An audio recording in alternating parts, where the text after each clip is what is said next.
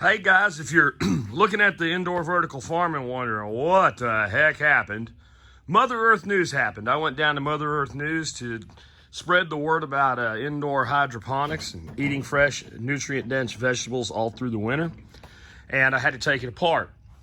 And the reason I'm doing this video today, actually a series of videos today, and I'll kind of link them all together for you, is that I thought this would be a good opportunity for me to go through this again, kind of from the ground up. Because when we did it the first time, honestly, I was figuring out as I went, and now it's a done deal. And I realized in talking to people today, over this weekend when I was down there at the Mother Earth News Fair, that people that watched all the videos that were really, really interested still had some things they were unsure about. And I figure if I do this, maybe it'll clarify that. So this will probably be a little bit longer when they're all put together. But rather than to sit here and set it up on a tripod and have you guys watch me try to figure out how all the pieces of pipe go back together that are in those boxes and whatnot, I figured just as I get to each part, I'll explain it. So what I wanted to start out with is these flood trays and why things were done the way that they were done.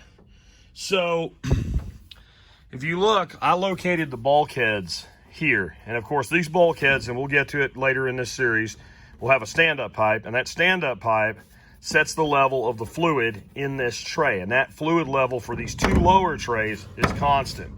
There's really only four good places in these trays to put a bulkhead.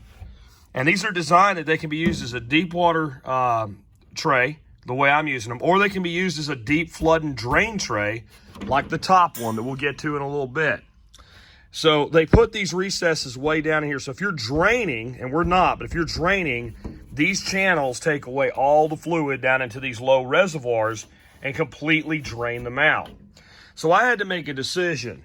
I could either push this far enough back that overhung back there in the back, or I thought it made a lot more sense to go ahead and locate them here and run my overflows straight down. It did make me have to push the trays back a little bit from the front because these are 24-inch deep trays, 24-inch deep rack, 4 foot wide, but you don't have 4 foot between here. These trays made to fit, they're 45 inches. They give you a little play on both sides. What that means, if you're gonna do what I did, and instead of coming off the back with these big trays, you wanna go down through here, and you're gonna need to remove some of your wire from this rack. And all you gotta do, I used a reciprocating saw. If you have an oscillating tool, this stuff's not that hard to cut. And you'll find that you'll probably need to remove 2 of them. And then your bulkhead will sit through like that. It would have been nice to simply be able to bring it down exactly to the center.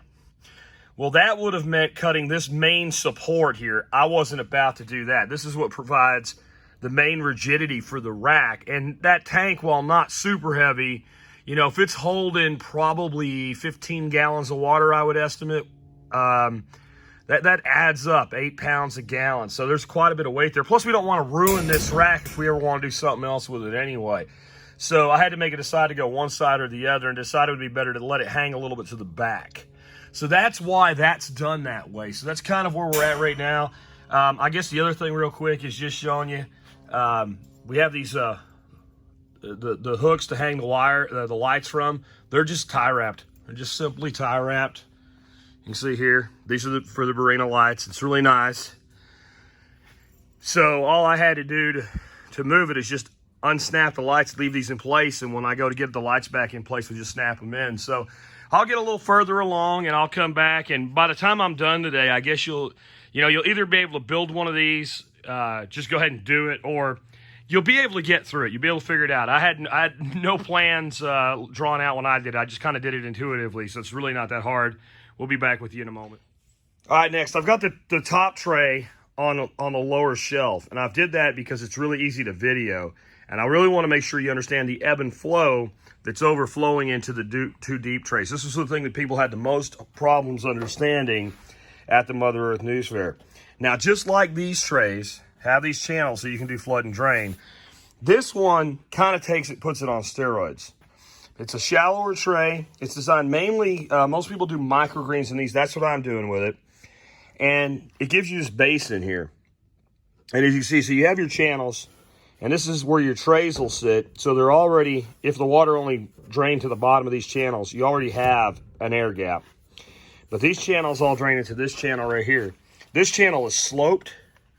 Just gets deeper as it goes, just like a rain gutter on your house. And it flows back into here. What we're doing, we're bringing water in this side right here. And you can see there's no stand-up pipe there. That water comes in and starts filling this up. This little fitting here, and I actually cut it to make it really, really low. I just want a very low amount of flow here. Fills up till you've got maybe a 1/4 inch of water over the top of these stand-ups. And that runs for 15 minutes.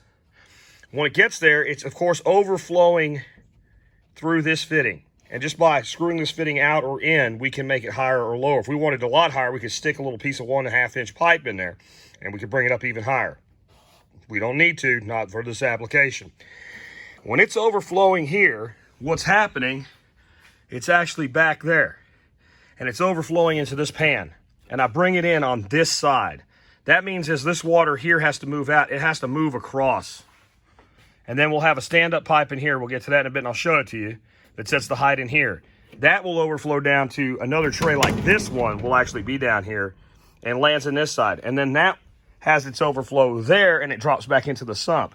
That way your water's going up. It's doing the ebb and flow thing. It's dropping down to this tray, right?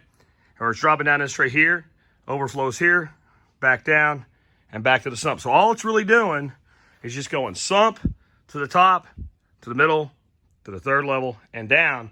Except that tray right there is at the top, and it's doing this big breath.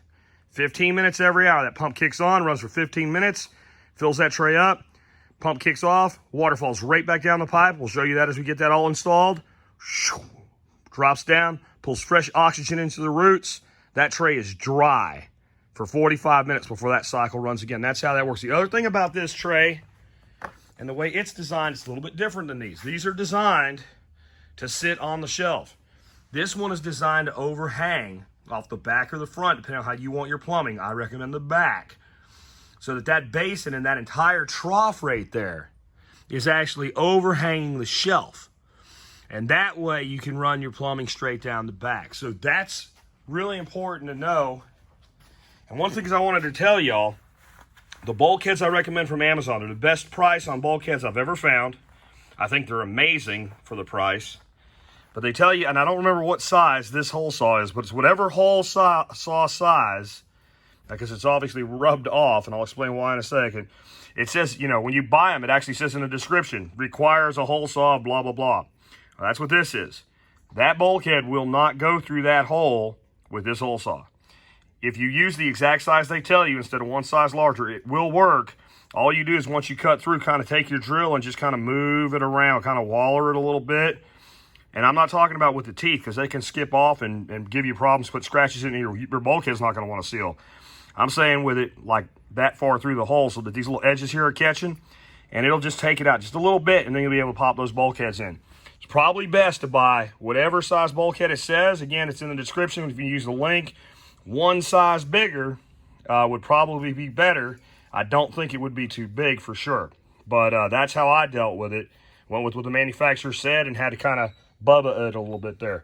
Anyway, that's where we're at for now. Let me get this tray up where it belongs. Let me get the other deep tray where it belongs and start getting the pipe put together, and I'll come back and talk about it more. All right, starting to look more like it's supposed to. We got the sump installed. No water in it yet, no fluid in it yet. But I kind of wanted to walk through the plumbing here and some changes I made to the plumbing. I figured I might as well take advantage of this and see if maybe I could do a few things that might make things a little bit better. It basically works the same way as it always has. What the big change, if you're going to call it a big change I did, is on my return pipes in these trays. I popped a 90 on them so they actually push water. And that should actually get water moving a little bit in a kind of a circular motion. That should help. You can see I did that at both levels. But like I was saying earlier, got your union there. That goes in. There's a pump inside there. Supply line comes up. This is for getting pumping water out of the system. I'm eventually going to get off my butt and put a hose bib on there and get a nice piece of hose to keep with this, so you can put it in a bucket or you can run it outside or whatever. Really nice and convenient that way. But when it's running and operating, that valve, of course, is closed. This valve is open. Water comes up, feeds in here, just like I showed you earlier. That's got no stand-up on it. This pipe has a stand-up. Fills up about that deep. Water runs. Comes down through here, discharges into this tray. Overflows that stand-up pipe right down there. That hits down right there. Water comes across. Hits that stand-up pipe right there. Goes back down into the sump. Really simple. I wanted to show you in the sump while there's no water in it. It's not running, not making no noise. Maybe it could be easier to see what's going on in here. So what we've got, everybody asks about this pump. It's made by Active Aqua. They're available on Amazon. There's a link in the video notes. But I'm going to say this, like I've said this a bunch of times, especially this weekend.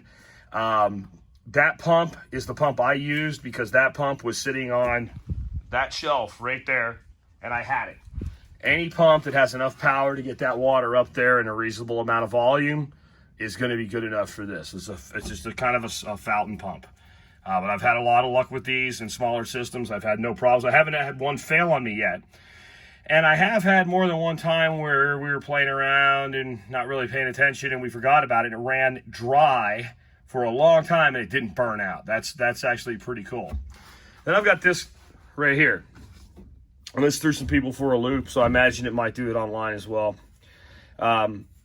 First of all, this is a 1-inch T with 1/2-inch reducers. The only reason for that is the day I built this thing, I couldn't find a 1/2-inch T, but I had a 1-inch and I had 1/2-inch reducers. So I just stuck it all together. Otherwise, it would just be a 1/2-inch T through here. So there's no reason for that other than I made what I had work. Then you're coming down here and you've got this straight valve. Now, if I want to push a lot of water fast up there for some reason, or I want, like when I'm taking water out of the system and I want it to come out quick, I can close that all the way. But what I do is I run it about half open. And I do that for a couple reasons. One, if I didn't have a valve, if I just had this just straight discharging here, there wouldn't be enough back pressure and you wouldn't get water up there where you need it. So I have to have some back pressure. If I didn't have a valve at all, well, the problem with that is there's a built-in check valve in this pump. So there's a couple things going on here. One is, remember what I said, we pump up to there, and when that pump stops, the water falls right back down this line and comes back into this tub. Well, the way it does that, since there's a built-in check valve in here, if we didn't have, so what that means, it doesn't let water come back through the pump. That's what a check valve is. So by having this swing valve open here, that's where our water comes back into the pump through. That's how that flood and drain works with this particular pump, again, because it does have a check valve in it. You may have a pump without a check valve, not need to worry about that. I would still do this. Why? Because we're disturbing the water in here. Now, where we have a water level set, we're usually above this, so when it starts out, but of course, as soon as you start pumping, the water level drops in here. Now you're disturbing the surface. Well, what you want to do is kind of play with this, and as long as you have enough pressure to go up, set it wherever you want. And when you take one of these valves and you don't put a piece of pipe out of it and you leave it like this, you get a lot of disturbance. You get a spray, and that means lots of oxygen. So we're trying to put lots of oxygen in the water. Something else on that.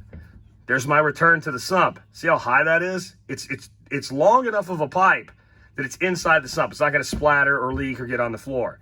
But it's high enough that it's actually dropping water into the sump. More oxygen. Same with these guys up here, right? So these are actually above the water level, just a little bit. That way they're creating a disturbance. They're not just moving water. So we're getting oxygen, oxygen, oxygen, oxygen. Every cycle at all those points. We run the pump one time, but we're getting oxygen churned into the system at 3 different points. We're getting a 3-to-1 exchange on our oxygen agitation. So it's almost like running the pump full time from an oxygen saturation standpoint if we weren't doing this, if we were just moving the water around. So anyway, I hope that helps you out so far with understanding how we did this. That might be a good thing to do while we're here to give you an idea of how high the plants are above the stand-up pipe. But remember, the nets, let me get a net cup, because that'll help you kind of visualize the air gap that we have.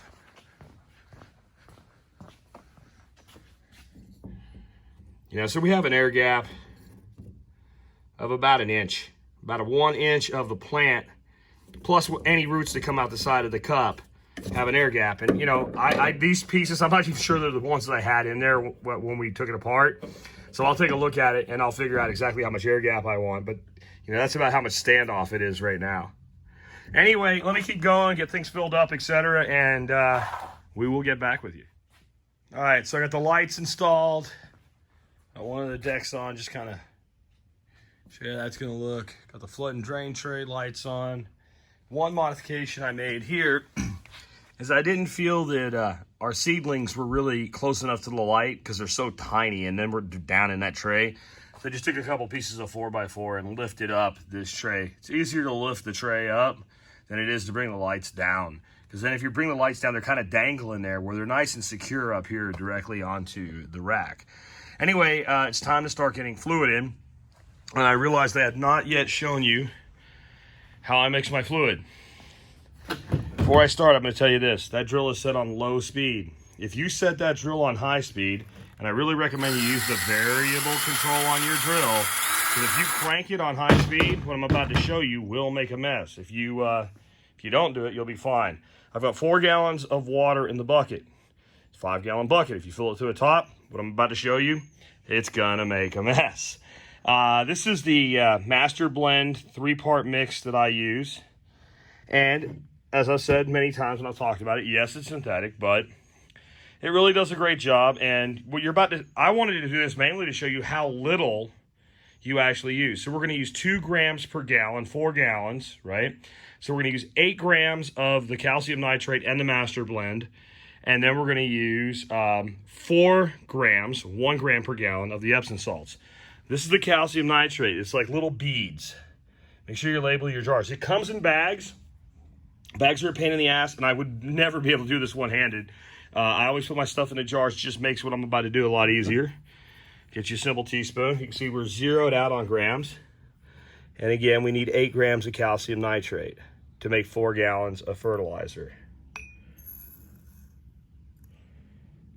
It's about 5.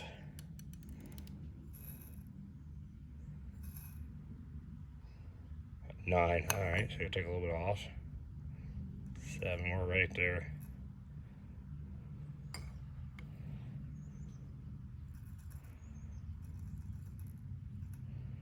Eight grams. Not very much, you know. So that goes into the water. The reason we put that one in first is that it has a harder time dissolving, but that's what this guy's all about right here. And all I'm going to do, you can see I can run it maxed out at the slow speed on my variable drill. I don't know how fast your drill goes, so you need to think about this before you do it. That's the easiest way I know to do this. Now, if you're growing indoors, like inside your house, you probably want to mix outside and take it inside. That's just a suggestion. But as you see, there's no little beads settling out there. Now I need 8 grams of Master Blend. This is the NPK fertilizer. Now, it switched to ounces on me. I'll switch it back to grams. 8 grams. Again, when people start, you know, getting all in the wad about it, you got to put it in perspective how little fertilizer you're really using. And since I should have just left it there. Zero that back out. So now, Epsom salt, 4 grams. All right. It's kind of ridiculous that people go to prison for that much drugs, isn't it? All right, so there we go. You can see with the Master Blend, we got kind of that yellow color. We'll give it another mix.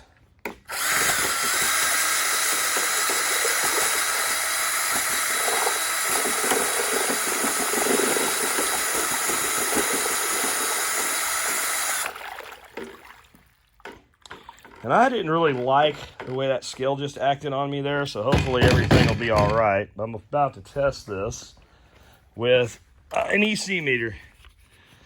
And I have, running a master blend, decided to not even try to jack around with conversions for actual EC. All I do is check parts per million. If we did everything right, we should be somewhere around between 500 and 600 parts per million. You see, it looks a little light there to me. Usually I'm around 550 parts per million. I think I was a little light on the master blend. I'm not going to worry about that and like try to fix this because I have to mix up about 32 gallons of fluid. So it's really no big deal. It'll work itself out in the end. That's fine where it is right now. And remember, when you're doing this, you have to factor in what is your starting parts per million. This is about 0 because it's rainwater. So that's all I do. I know people are like, you got to check the pH, you got to do this. Guys, you see my results, that's all I do. And I wanted to show you that that's all I do. So I got to get this in there, and I'll come back when I get the system running. All right, guys, I have fluid in the system, and I thought it'd be really cool with everything uncovered to see the whole system run. I've just manually turned on the pump by plugging in. I don't have the timers installed yet.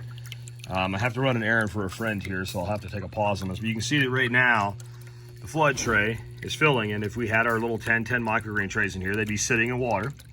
With the timer on, that'll run for 15 minutes.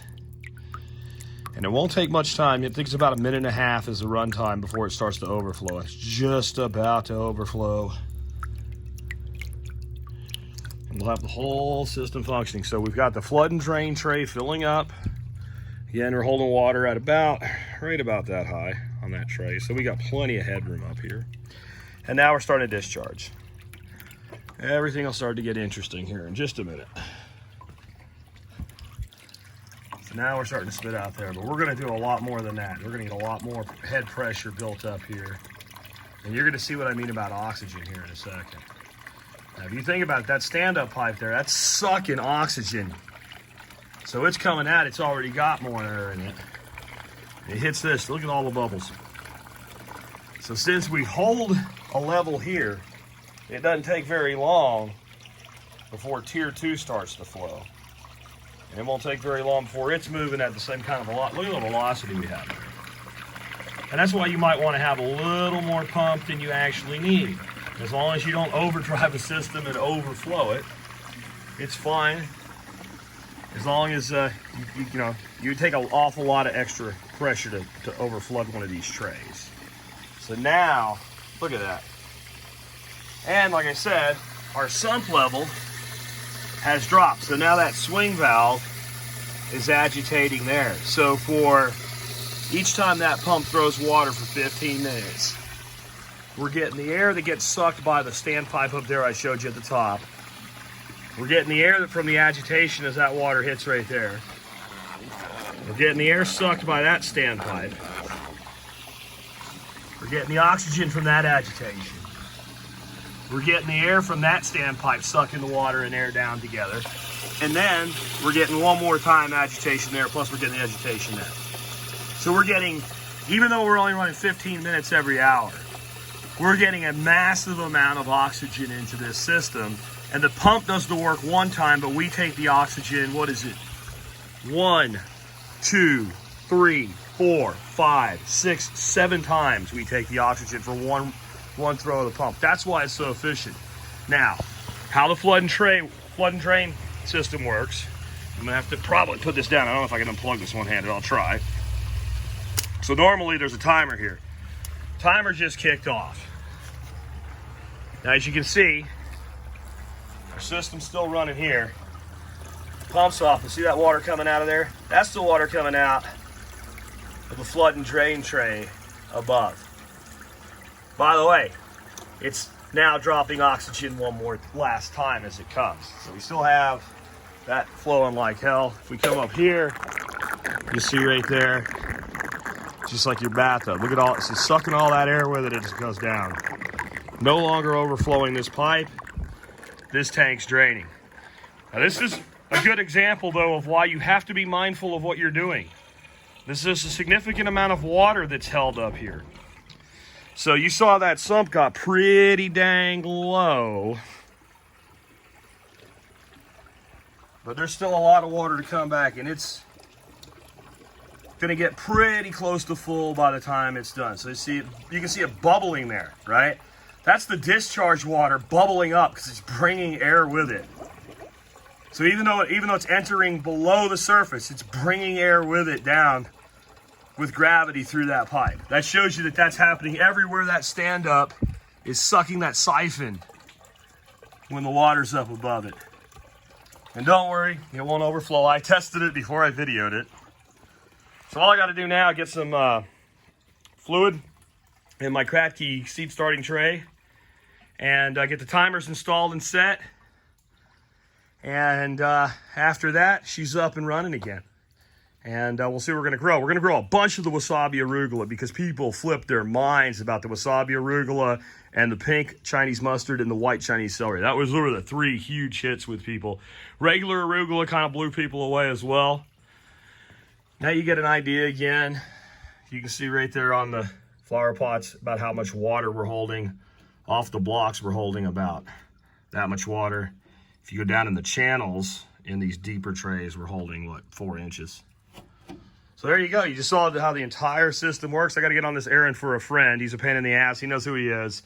And hopefully I'll still get the rest of this done and all the stuff that's upstairs that needs to be transplanted in here today. Hey guys, real quick, let me show you where we're at. We got everything up and running again. There's no microgreens up there. I'll have to get some microgreens started.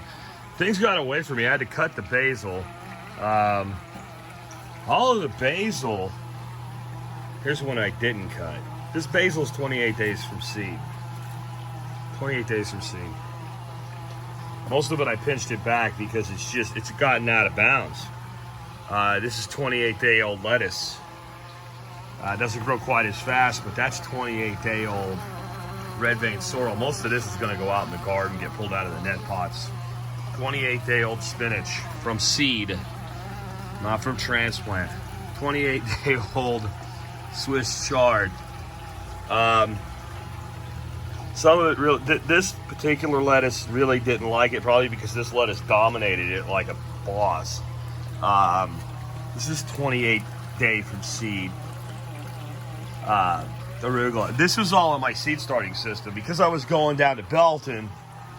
You can see a lot of it has tip burn, and the reason it has tip burn is there's not as much room, and it was like crammed against the lights, and it just got away from me. Look at this. This is beautiful. I mean, this is a small head of lettuce, but 28 days from seed. Look at that.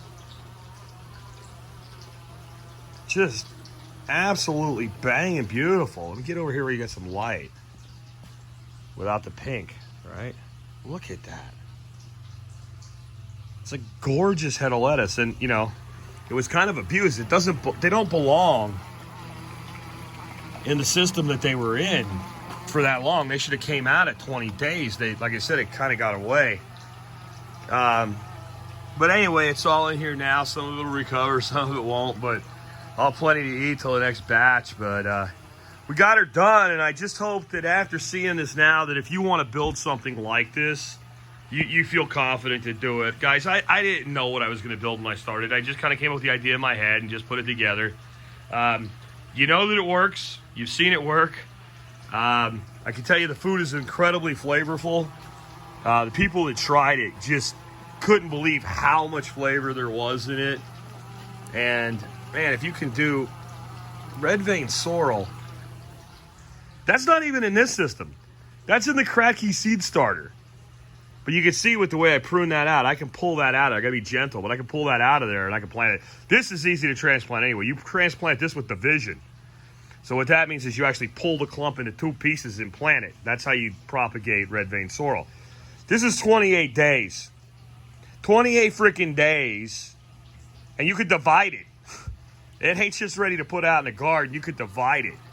I kind of feel bad that I abused these plants and let them get so far out of bounds, but boy, it sure shows the validity of hydro. I'll catch up with you guys later. Hope you really enjoyed this video and appreciate the extra steps I did to put it together. Remember, if you like this sort of thing, you'll probably like my podcast. You can find it at The Survival Podcast, which is tspc.co. And if you want to keep up with all the crazy stuff I do, hit the little bell, become a subscriber, And hey, click the little thing next to it so that you get notifications by email whenever I put up a new video. And remember, I am running for president in the year 2020, and don't vote for me. Take care.